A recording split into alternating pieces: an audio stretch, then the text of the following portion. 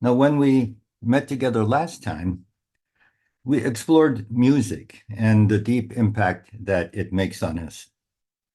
And this morning, I would like to extend that exploration and examine the experience of beauty as exhibited in multiple visual art forms.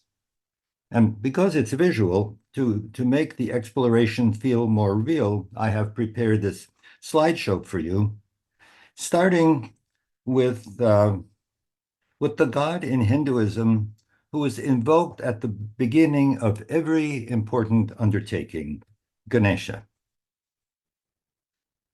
And Dr. Sane has kindly agreed to chant for us his favorite Ganesh mantra. So if you know it, please join in.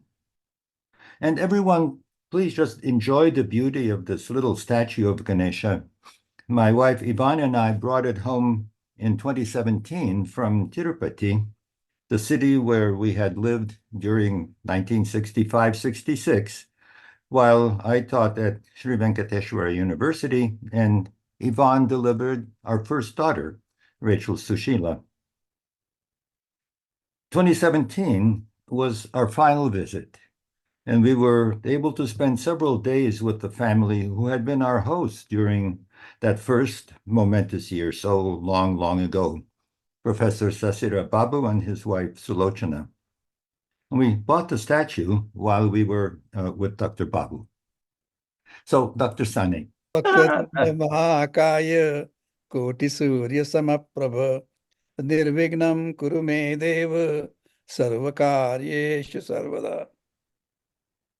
You know, we experience many parts and many moments in our world as being beautiful. Sometimes it's a sunset or a flower. Sometimes it's a piece of music or a poem. Sometimes it's a painting or a sculpture like this Ganesha. What is there about these many components of the world of our experience that prompts us to call them beautiful? Here is one suggestion from the work of the highly influential German philosopher Immanuel Kant, who lived in the 18th century. And I'm taking words now from Wikipedia. For Immanuel Kant, enjoyment is the result when pleasure arises from sensation. That's enjoyment. But judging something to be beautiful has another requirement. Sensation must give rise to pleasure by engaging reflective contemplation. Reflective contemplation. The idea that beauty calls forth contemplation, an inward process that has the qualities of focus and stillness and openness, that links beauty to the spirit, doesn't it? It is also consonant with the observation that beauty is manifest in the architecture, sculpture, paintings, even rituals, which are components of a spiritual life. And it is a key concept in Hindu tradition, as we shall see at the end. So let us begin our exploration this morning by looking at a famous example of beauty associated with religious practice, the Buddhist caves at Ajanta in Maharashtra. Ajanta has been honored by being named a UNESCO World Heritage Site, and Yvonne and I visited there several times. The last time was in 2015, when we were on an organized excursion, sort of a yatra, to holy sites in Maharashtra. So here is a view of part of the arc of 30 caves at the Ajanta site, which I took during that excursion. You can see that all the caves have been excavated into a single rock stratum in the hillside. And they were carved roughly during the period from the 2nd century BCE, before the Common Era, to the 5th century CE of the Common Era. The inside of each excavation is a place for contemplation and worship. Over the centuries in which these caves were excavated, The designs evolved, but one of the classic forms is what you can see in this picture. The space itself is defined by the columns and the arches, all of them hewn out of the rock from which the cave was excavated. And this gracious space holds a stupa, a structure within which are placed portions of the remains of a holy person. And you can see that in this case, a relief of the Buddha was carved into the surface of the stupa. In ancient times, resident monks worshipped here. Today, visitors come from afar to spend time with the stupa, and whether they have come for worship, like the monks from Bhutan you see here, or simply as tourists, they are literally surrounded by beauty on all sides. So we have architecture and sculpture, but these are not the only art forms created within the caves of Ajanta. In the later caves, there is also abundant and magnificent painting. And here is just one example of particularly famous painting of Bodhisattva Padmapani. I scanned this photograph from the new edition of a classic work on Ajanta art by Benoy K. Beho called The Ajanta Caves, Ancient Buddhist Paintings of India. Benoyji is an outstanding historian of Indian art, also an astonishing photographer and videographer who's totally devoted to the field of Indian art history. And many of you have heard him speak through the Hindu Mandir or perhaps watched his presentations on Doordarshan. So this is an example from Indian tradition. But the principle of worshiping within beauty applies equally well in other cultural and religious traditions. And here is an example from Christianity as manifested in my home country of Slovakia. Slovakia abounds in castles, fortresses that take advantage of the hilly and mountainous topography that is abundant in the country. And what you see here is one of the most famous such castles called Spišský hrad, and it, like Ajanta, is a UNESCO World Heritage Site. Within the castle is a chapel in which the residents worshipped. Here is what it looked like in 2012, when Ivan and I took 3 generations of family to spend time in my home country.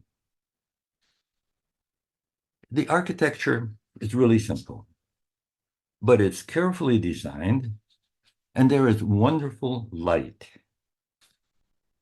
Like in Ajanta, the space, sort of the holding space, generates a focus on a single beautiful object that is important in the tradition, in this case, in the Christian tradition, and that draws us within. And here it is a statue of Jesus crucified, and it's enhanced by 2 paintings. And it is also true that pilgrimage to beautiful holy places is a practice within Christianity, just as it is within Hinduism and Buddhism. And so the chapel draws people over time from many places. I'd like to show you now a very different piece of visual art. It is a painting by my beloved Yvonne. In her later years, she delved deeply into Asian brush painting, as practiced in China and Japan, so-called sumi painting or sumie, and she called this piece, which was one of her favorites, Autumn Glow. How do you respond to this image? You know, it's so different from the architecture and paintings of Ajanta and Spišský hrad. Not explicitly spiritual, though many of us experience nature as a manifestation of the divine. It's not much more than a foot wide, and it's painted on rice paper, rather than being life-sized and painted on a rock wall, as in Ajanta, it is also somewhat abstract, and it contains no figures. But how about the beauty? Does it look beautiful to you? Does it draw you inward? Does it meet that criterion of beauty? And let me also share with you a piece of my own work. I have been photographing nature for many decades, and increasingly I have come to experience the time that I spend in nature as going for darshan, and the moments that my camera captures as prasad, as gifts from the universal. And here is an example from really just a few days ago. What inner response does this image call forth in you? Does it meet Kant's criteria for beauty? Is it pleasing at an emotional level? And does it also elicit internal contemplation? I have to say that it does for me, and to a degree that I just did not expect when I leaned over the railing of a boardwalk over Lake Camelot to take the picture. I have often been surprised by what I find in my own camera. In fact, I more than once had the experience of tearing up when I saw what I had been given without even realizing it at the time. The examples we have seen thus far have all come from the domains either of organized spiritual life or of nature experienced in a spiritual way. Now let's look at an example of beauty within science. Many people think of science as an undertaking that is purely intellectual, that is abstract and devoid of feelings, and sometimes in actual conflict with a spiritual approach. And it's true that some scientists are like that. But these dry attributes do not by any means describe all scientists. There's an interesting indication of this fact in the form of a study published recently in 2022, which is based on the responses of over 3,500 physicists and biologists in 4 countries, in Italy, India, the UK, and the US. And the focus of this study was the importance of the experience of beauty, wonder, and awe in the lives of scientists. Beauty can manifest in many, many different ways in the work of a scientist. And here is just an example image that I received through a newsletter from my home university, the University of Washington, a few weeks ago as I was preparing this presentation. What we see here is the nervous system of the baby of a common starfish or sea star called a bat star. The glow stems from specific proteins involved in making nerve cells, in creating the nervous system. They glow because the specimen has been bathed in a solution containing antibodies that bind specifically to those proteins, that are the nerve-making proteins. And they carry another molecule that makes them fluoresce when they are exposed to ultraviolet light. This is a widely used technique called immunofluorescence. The image carries valuable scientific information. It shows the distribution of the nervous system throughout the sea star's body, and it shows it in 3 dimensions. That's because the blue fibers are deep in the specimen, and the increasingly warm-colored are progressively higher and higher, closer to the upper surface of that same specimen. And this color coding allows the 3D anatomy of the nervous system to be reconstructed.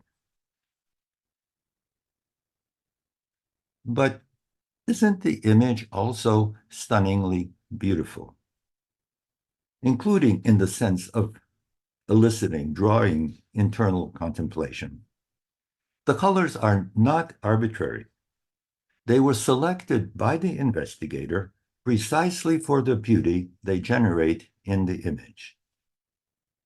And because of its beauty, in 2022, this particular image won a major international scientific photography contest, and it also served on the cover of the issue of Nature magazine in which the scientific study that it comes from was initially published. The author-photographer, a French scholar named Laurent Formery, has used this technique many times over, and here is another of his images. This one shows the nervous system of a juvenile sea urchin rather than a sea star, but to me, it's basically just as beautiful. The beauty of these images arises from the sensitivity and creativity of the scientist who created them. Now, a painter uses paints and brushes. Laurent Formery uses carefully constructed fluorescent molecules and microscopes. But the outcome is the same, isn't it? We see images that we describe as beautiful because they draw us inward. Now, developing animals are small objects, so we study them with microscopes. Studying the structure of the entire universe can also yield images of stunning beauty, and I'm sure you've seen many of these. Look at this one, right? Taken by NASA's amazing James Webb Telescope and posted on the telescope's website. And look at this one. As in the case of the baby sea stars and sea urchins, these images contain masses of scientifically important information. But also, as in the case of the biological images, they have very deliberately been made beautiful. The universe does not glow in these brilliant colors. Electromagnetic wavelengths over a huge range, many of them totally invisible to us, have been rendered by scientists, right, deliberately in colors that are within the very, very narrow spectrum that our eyes allow us to see and our brains construct into a conscious experience. Scientists are making the universe accessible to our sensory consciousness in a way that allows us to experience it as beautiful. This draws us inward in much the same way as a cave in Ajanta does. These last images created using techniques that include cameras and microscopes and telescopes are examples of beauty created in the modern day. The Spish Castle and its chapel are very old in comparison. They were created 1,000 years ago when no one had ever heard of cameras, microscopes, and telescopes. Ajanta, the magnificent site we started with, is still more ancient, roughly 2,000 years old. And beautiful human creations go back much further than that. Mohenjo-daro and the Indus Valley civilization date back to the vicinity of 3,000 years before the Common Era, making them 5,000 years old. And Egyptian civilization and its amazing pyramids and the art objects they contain are of a comparable age.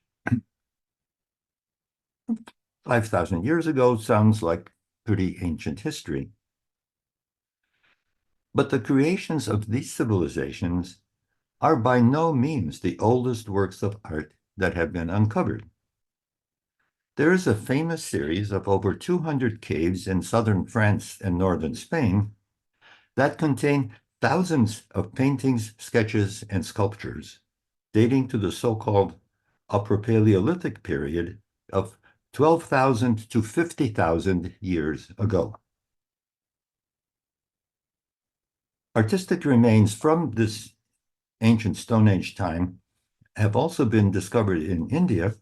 The oldest and best studied site is some hundreds of rock shelters at Amba Devi in Madhya Pradesh, dated starting around 20 to 25,000 years ago.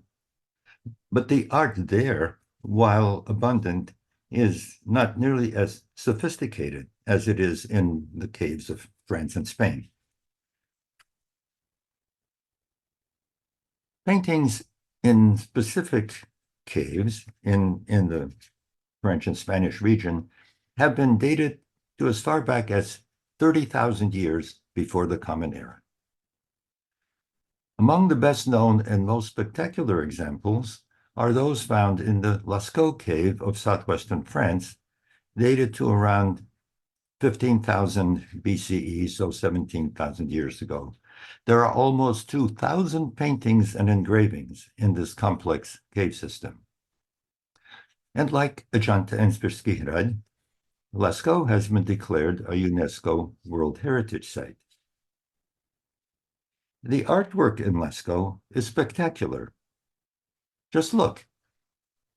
Here you see a portion of a huge wall covered with paintings. You get a sense of the scale because you see it's a man standing in the middle, right?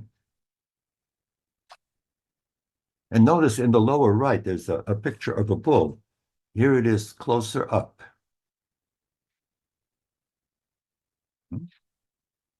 And here is a deer. The most common subjects of these Paleolithic paintings are huge wild animals like these. The techniques used to produce the paintings were quite sophisticated. They included paints made from a variety of pigments from natural sources, plus carbon for black, like you see here, and clay for white. They were sometimes dissolved in fat rather than water. The paints were applied with fingers, or the painters used chewed sticks or fur for brushes.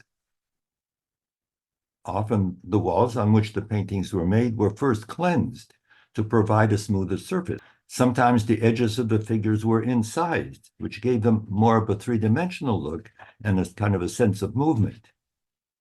And the details differed to some extent from cave to cave. Well, it's pretty amazing, isn't it? Humans living in the Stone Age were already creating works that are beautiful by today's standards, and they were skilled at doing it, and they did it a lot.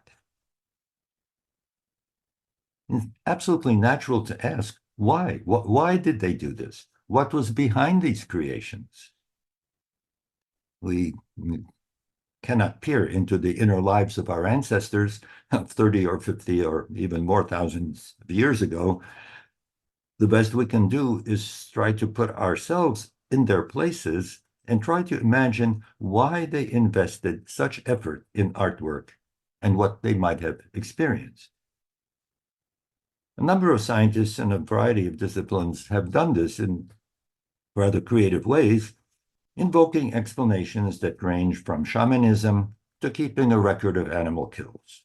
The answer is not clear, but I think that we cannot ignore the fact that most of us modern human beings experience these paintings as being beautiful.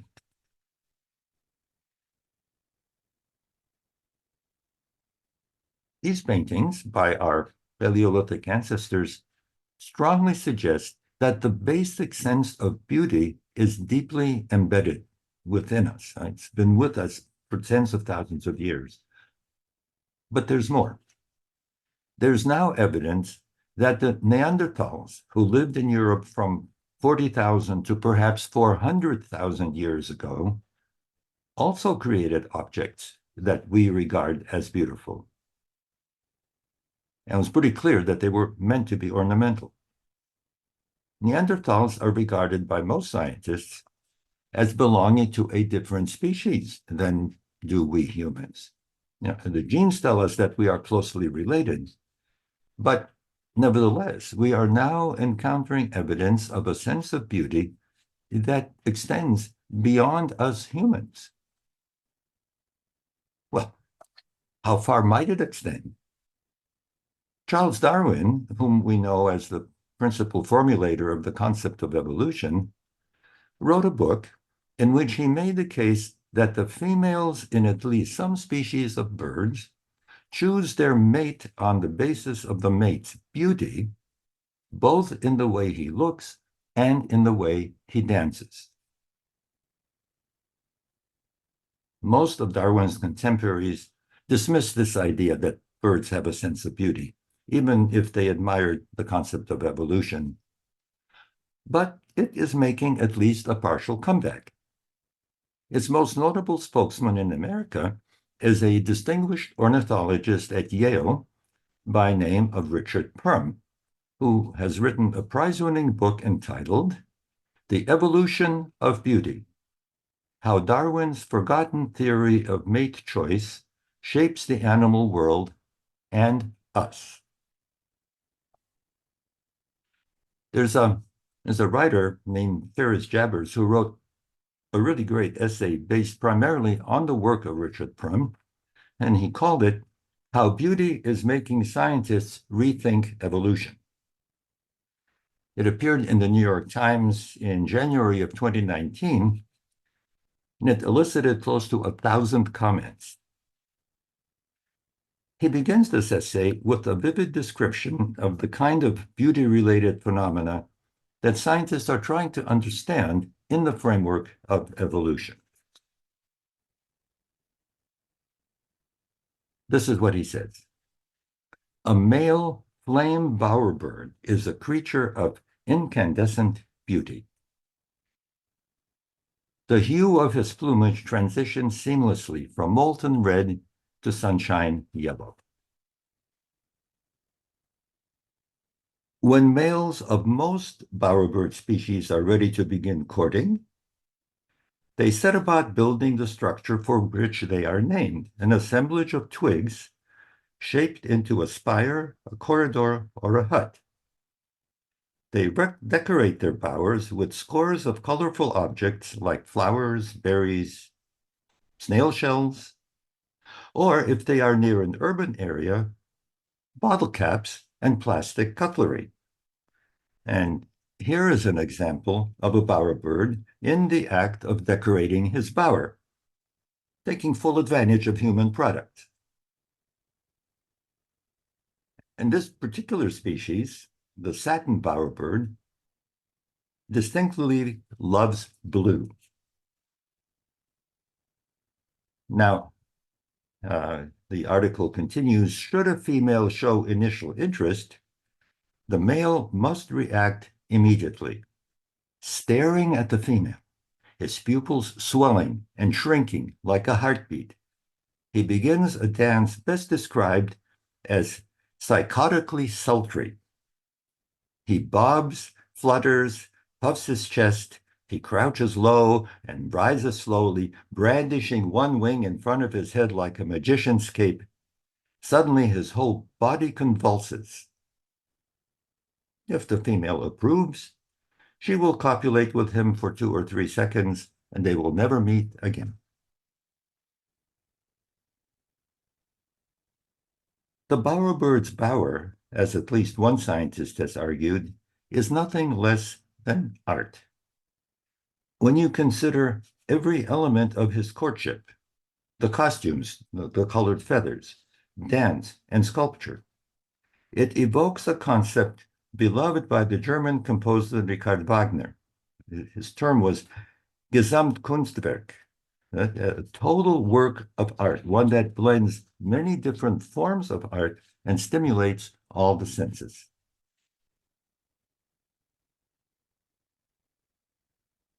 Well, in this presentation, I have relied on a concept of beauty that is based on the words of Immanuel Kant. We regard an object as beautiful if it not only brings us pleasure, but also elicits a turning inward. Professor Subhash Kak, whom many of you have heard and even met during his visits to the Hindu Mandir, recently made a penetrating statement at the beginning of a short interview about aesthetics that is closely aligned to these words of Immanuel Kant. To me, he said, aesthetics is what puts us in touch with the universal. It's not just enjoyment, Professor Cox said. Aesthetics is an aspect of our spiritual search. Benoit Behel, that great historian of Indian art whom we met at the beginning in connection with Ajanta, has a very similar view. This is the way he put it in one of his great videos. He has a ton of stunning videos. And this one is entitled Roots of an Ancient Art. And this is what he said. Our experience of beauty when we respond to a sunrise or to a great work of art is seen to be a moment when we perceive the grace which underlies the whole of creation. And later he says, the purpose of art is to awaken the grace within us. All these thinkers, whether classical German Immanuel Kant or the contemporary Indian Subhash Kak and Benoit Behel, they agree that experiencing beauty draws us into an inner state in which we, in some way, reach out to the universe. But now we face a challenge, don't we? Scientists have observed that not only extremely early humans, but also non-human organisms appear to have a sense of beauty and even create beautiful objects. And this suggests that the experience of beauty developed very, very early in human evolution, long before any of our philosophies arose. How did this come about? What was there in the world that caused our ancestors, and quite possibly also birds and perhaps other animals, to be imbued with the sense of beauty? We have considered the experience of beauty to be combined with a sense of spirit. Did the ancient humans, and perhaps even creatures like bowerbirds, also have a sense of spirit? What would that even mean? There is so much to contemplate, isn't there? What are your thoughts? Yeah, well, one thing I appreciated, Johnny, is when you look at nature, when I'm standing on the visitors' platform near Stillwater and looking at the river, watching the birds fly, people angling, somehow the mind is so calm that it seems like all my worries are gone. I'm sort of totally immersed in nature. So, from that point of view, a mind that is not in conflict, is immersed in nature, appreciates the beauty of the Creator.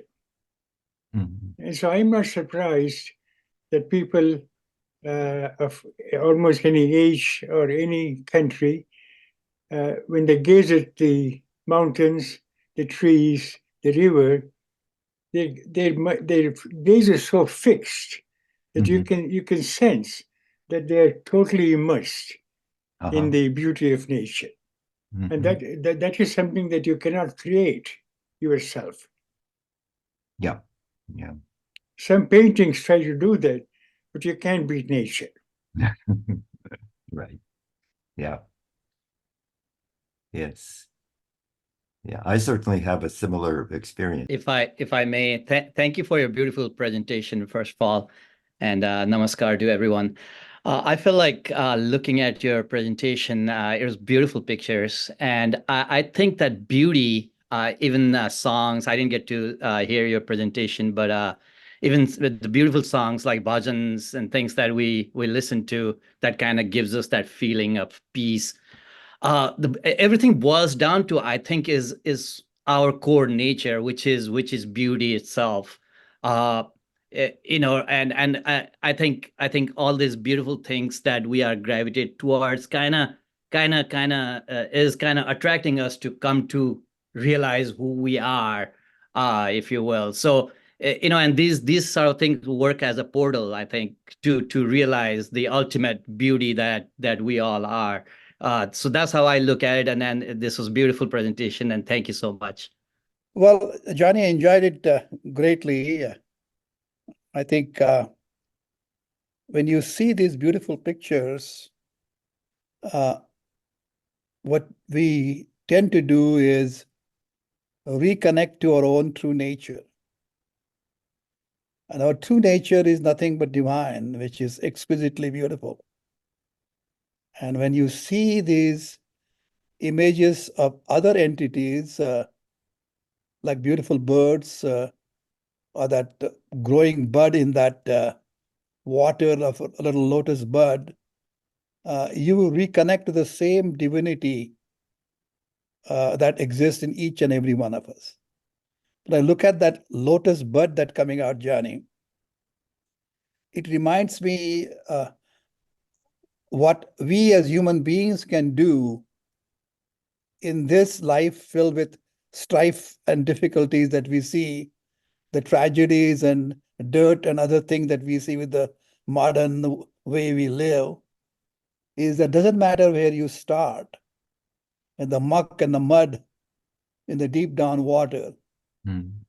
If you maintain positive values around you by nurturing waters that they have, the ultimate beauty of divine will express itself in a magnificent lotus that will open up.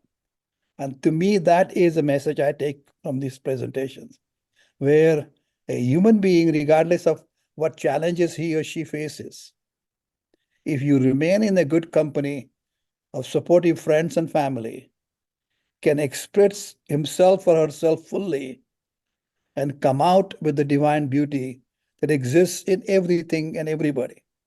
I don't see a difference between a human being, an animal, or a bird or a plant as to the beauty is concerned. For example, if you see the beautiful picture that your wife Yvonne painted, this is a picture of nothing but a magnificent picture on a rice paper. But see, even she has put on an image of a tree which is evergreen.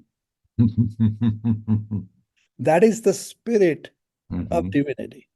Is ever present, omnipresent, and brings out nothing but beauty. I mean, we can keep on talking about each and every image that you beautifully presented. But again, each and every scholar that you referred to, he or she is referring to the same divinity that each and every one of us possesses. So the thing is, I take it as a very positive, inspiring message where it doesn't matter what challenges we face, we have certainly the potentials to express ourselves in the same beautiful form of divinity. Thanks, Johnny. And you would say that that was also true 20,000 years ago, Exactly. in sort of beginning humans, and is potentially even true in bowerbirds. Oh, exactly. And that's why you treat them. That's why sarva bhutatma bhutat. When you are able to recognize the same divinity within you in all other entities which are living in a way, because the sentience of divine has expressed itself through them. And even the rocks and the stones are potentially divine, except the sentience has not gotten into it. So that you respect everything that goes along. And I think with that attitude, you're very much at peace. So, thank you.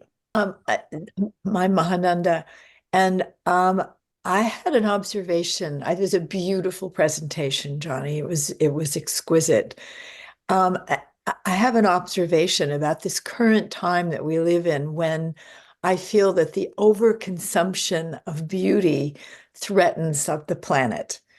And I think that if there is a focus on this higher purpose for beauty, getting in touch with the divine, then that does not happen.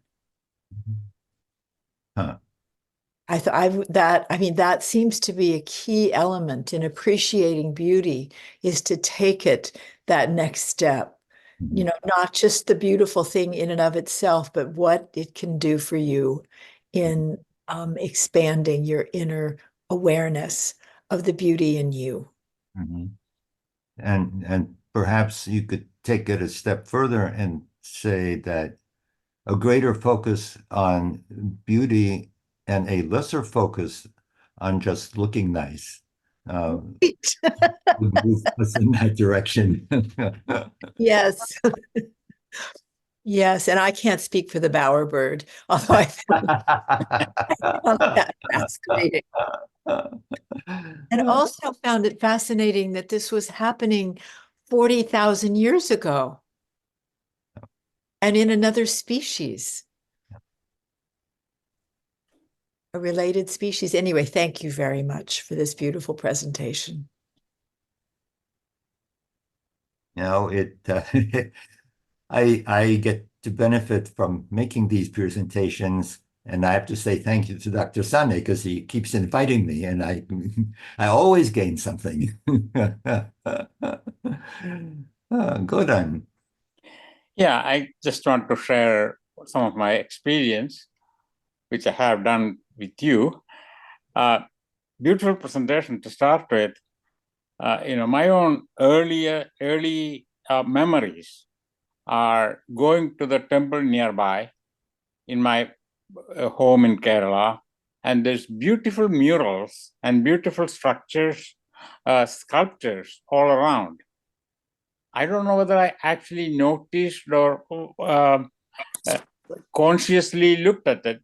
Yes, I did at times, but being in the presence of the art made me my trip to the I don't know what you call the Vimana, or where the altar is. It's a different feeling. I didn't know what it was, but I knew I was in a different world, so to say. Mhm. So that helped me to connect with the divine without really thinking about it. It's not the thought process, it's just there. Mhm. And, if you go through the analytical way of thinking, that you have the Manomaya Kosha and the Anandamaya Kosha, beyond that, I was thinking, is this taking me to the Anandamaya Kosha without my knowing? Now that I have learned it, the analytical thing, is that what is happening? So does the art take you to the Anandamaya Kosha, which is our true nature? Mhm. That's my interpretation of appreciating beauty, whether it is in a temple or whether it is in the nature. So on that note, I'll leave it with, I think we could do a whole lot more of art in our Hindu mandir. A lot more color and beauty, bring more. It's there, but there's more room for it, I think. So with that, with that, I'll stop. Yeah. Hi, Jean. Hi, Johnny. That was just a really stunning presentation. I loved it. You anticipated part of my question when you brought up Darwin's theory of sexual selection, because I was going to say this is not exclusive to humans, and then you immediately said that. But it occurred to me when you were talking about that, and when I was thinking about that this suggests that the perception of beauty not only involves this inner contemplation that you talked about, but it also involves a longing to be one with what you find beautiful. And you can trace that right back to to pre-human, or non-human animal life, maybe plant life. And so that refers us to another aspect of spirituality for many of us, which is this spiritual longing to be one. To be one with the universe, or to be one with, something beyond us that is wondrous to us. Mhm. Mhm. Yeah, there is an idea that's sort of adjacent to that's contained in that New York Times article that I used for the bowerbirds. The author has a statement in there about how beauty is an interaction. The sense of beauty arises out of an interaction between the perceiver and the perceived. It's not a one-way kind of experience. And there's a lot of subtlety in that, and I wasn't prepared to venture into it, but it strikes me that that's sort of akin to what you're suggesting. If you have a longing to be united, being united can't be one way. There needs to be a coming and going. It's one of the things that I learned about going for darshan, that the concept is that, yes, you go to establish a visual connection with the divine in the form of a murti, but part of it is that you also experience yourself as being seen by that divine. So again, it's not just one way. So I'm glad you brought that up. That there's, yeah, the sense of longing and the sense sort of non-passivity, that there's some interaction going on. If I understood you correctly, that appeals to me. It strikes me as being a very wise way of looking at things. I have a question too, in case. So when we see all the beauty in the world, it's I think it's the part of the Maya, which wants to keep us engrossed in this world. And to go, so beauty is the attribute of Maya, not the divine, which we want to connect with, I think. Even though Maya may be created by divine itself. So you have to go beyond it to be able to connect and go deep inside. So what do you have to say about that? Well, The moksha, it goes. I have thought about that question time and time and time and time again. And I much prefer the other non-dual tradition within India, which is Kashmir Shaivism, because Kashmir Shaivism does not resort to the concept of Maya. It focuses on the principle that everything there is divine. Right? The kind of the aphorism that I encountered long ago is nothing exists that is not Shiva. So that means that you and I and the computer we're using and the sky and the plants and the bowerbirds and everything else, they are all divine. And within Kashmir Shaivism, we are encouraged to relate to them, to everything around us in that way, not to say that it's just Maya and it's a distraction, rather to say it is divine. And if we engage with it, we are engaging with the divine. It's opening the door to further, deeper engagement. I much prefer that perspective. Johnny, if I may jump in, Yes, please. I agree with you fully, but just a question of what Maya is something that we've been addressing when we're discussing the Kaivalya Upanishad. What we're talking about is Kaivalya means only one. And the creation, the human being or any living being, and divinity, those are three different factors.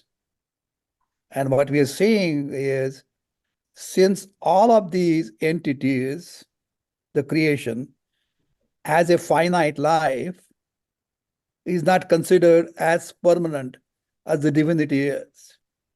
So in that sense, it is called Maya, because it has a finite existence. But as far as we human beings are concerned, we do have the external portion of ours, which is the sthula body, the gross body. That is transient, which will go out, perish.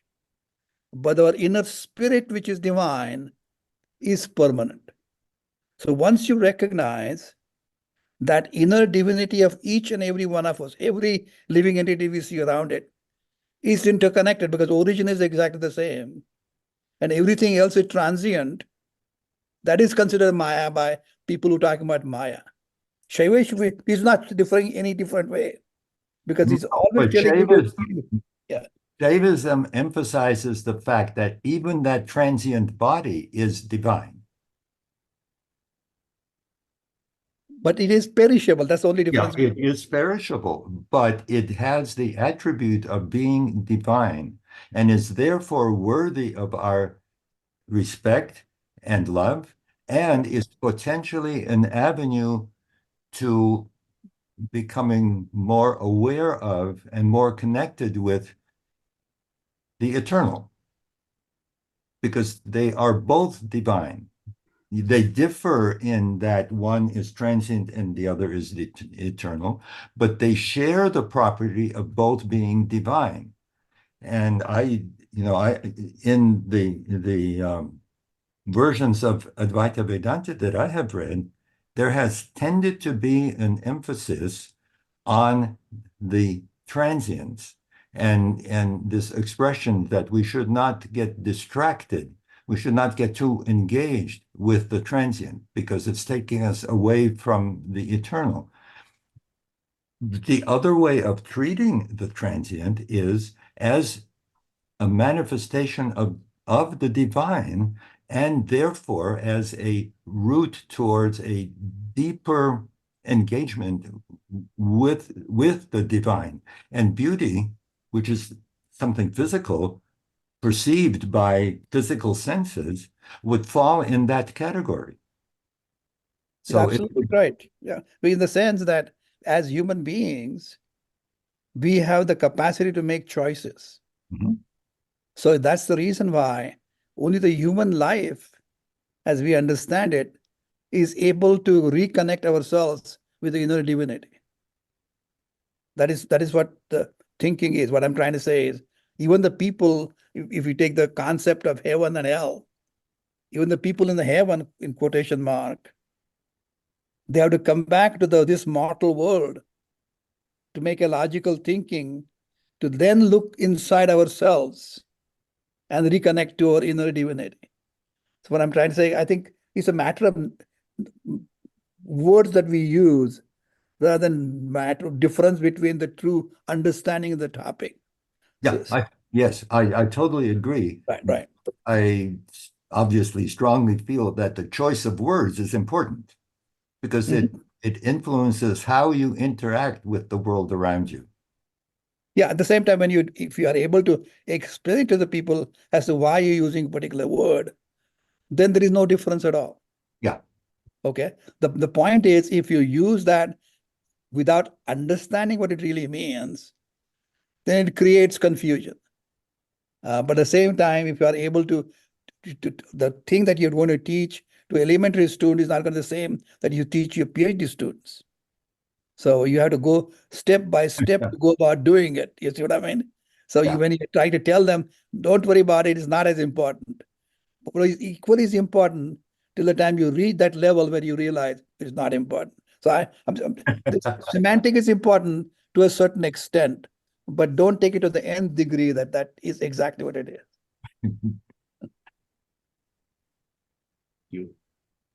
Dr. Sani, may I ask? Sure. Like follow up on this, and correct me if I'm wrong, but there is that concept of Bivartabad and Azadbad. All right, Bivartabad is me becoming many, and then Azadbad is only me existing, but there's many doesn't exist. All right, am I correct in that? We'll talk on that topic some other time because Okay. it's too big a thing to understand it fully. Gotcha. But once you understand it, you realize the same thing.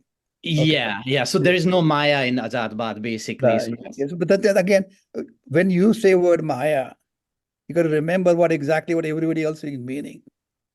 So sometimes we get confused with a word and say, I don't believe in that. That is fine. But if you understand all the topic in great depth, then there is no confusion. Everything is very clear. But when we take the one word out of the long, full understanding, then we get confused. So, okay, thank you. Thank you.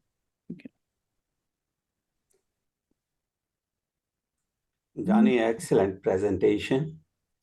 Thank you. I really loved it. When we define beauty, the role of an observer is crucial. It's the observer that defines. But from your presentation, where you had excellent images, you are saying that there is something universal about beauty also. That has been said by some philosophers. Some of the people I've read have made a strong point of that, and it's an interesting one, as you point out, because the reaction comes from within us, and yet there seems to be some universality. That's why Ajanta affects so many people. Right? And I loved your statement where you said that nature is a manifestation of the divine. I say it, in my lectures, the only way you can learn about creator, means the divine, is through creation. And therefore, scientists are, very religious people. In fact, Einstein wrote that in his work that scientists are the most religious people in the world because they study the creation and so they can understand the creator. My question to you is, when we define reality as what it is. That's one way. But there is another way, which is neti neti, what it is not. Is there anybody who has tried to define what beauty is not, so that we can learn about beauty? Well, my reading is limited, but in that reading, I would say that even that original statement by Immanuel Kant that says that beauty is not just something that generates pleasure, right? It is that plus the fact that it evokes this sense of something way beyond, something within, something way beyond reachable from within. And that's the distinction between something that's ornamental and something that's beautiful. Ornamental gives visual, emotional pleasure. Something that's truly beautiful does that, plus it evokes that inner component. So I don't know if that fits your question about what beauty is not. That's the closest that my thinking comes at the moment. Thank you.